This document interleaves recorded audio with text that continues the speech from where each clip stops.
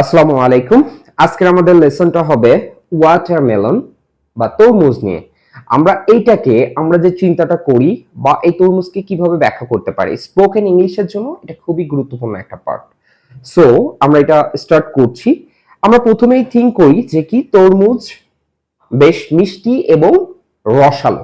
তাহলে তরমুজ মিষ্টি এবং রসালো, এটাকে ইংরেজিতে কিভাবে করব?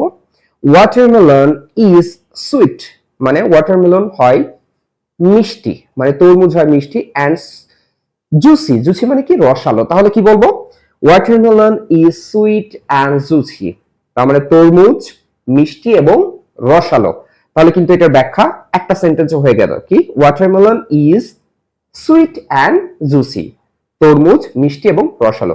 2 নাম্বার আমরা থিঙ্ক করতে পারি, এটা দেখেন দুইটা পার্ট, একটা পার্ট আমরা বলছি রেড, একটা পার্ট কি গ্রিন। তাহলে এটাকে যদি আমরা ব্যাখ্যা করতে চাই তাহলে কিভাবে ব্যাখ্যা করতে পারি? ইট ইজ রেড ইনসাইড, তার মানে কি এটার ভিতরের অংশটা কি আছে?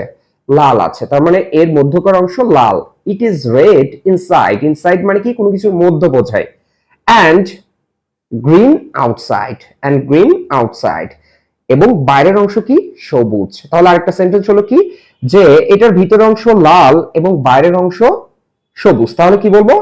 ইট is red inside and green outside. তাহলে কিন্তু দুইটা সেন্টেন্স আমাদের এখানে হয়ে গেল।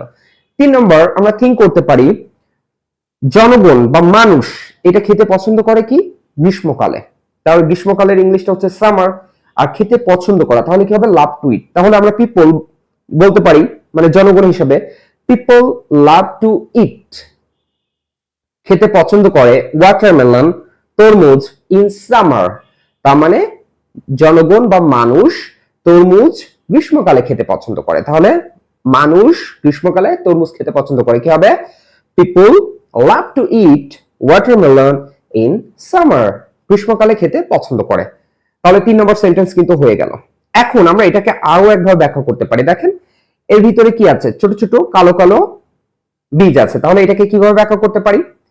ইট হ্যাজ, কোনো কিছু থাকা বোঝালে হ্যাজ ব্যবহার করব, আর যেহেতু এটাকে ইট দ্বারা ব্যাখ্যা করছি তাহলে সেই ক্ষেত্রে কি, ইট হ্যাজ স্মল মানে ছোট্ট। এবার কি, এই যে বীজ, এটার ইংলিশে কি হবে? সিডস। তার মানে অসংখ্য সিড আছে, বীজ আছে, এই কারণে বীজগুলো। তার মানে ইট হ্যাজ স্মল, এটা রংটা কি কালো, তার মানে আমরা বলতে পারি black seeds. It has small black seeds, তার মানে এটার কি আছে? কালো বীজ আছে, এটার কালো কালো কি আছে? বীজ আছে। It has small black seeds, তার মানে এটার কালো বীজ আছে। তাহলে এখানে কিন্তু 4 নম্বর সেন্টেন্সটা হয়ে গেল। এখন আমাদের যদি 5 নাম্বারটা বলতে চাই তাহলে কি বলতে পারি? যে এটা আমাদেরকে হাইড্রেট রাখে, তার মানে কি পানি শূন্যতা থেকে দূরে রাখে। তাহলে আমরা বলতে পারি ওয়াটারমেলন কিপস, মানে কিপস মানে কি রাখা, যেহেতু ওয়াটারমেলন ব্যবহার করছি এখানে কিপস ব্যবহার করব। ওয়াটারমেলন কিপস আস, বলতে পারি স্বাস্থ্যবান রাখে অথবা হাইড্রেট রাখে। তাহলে কি হতে পারে?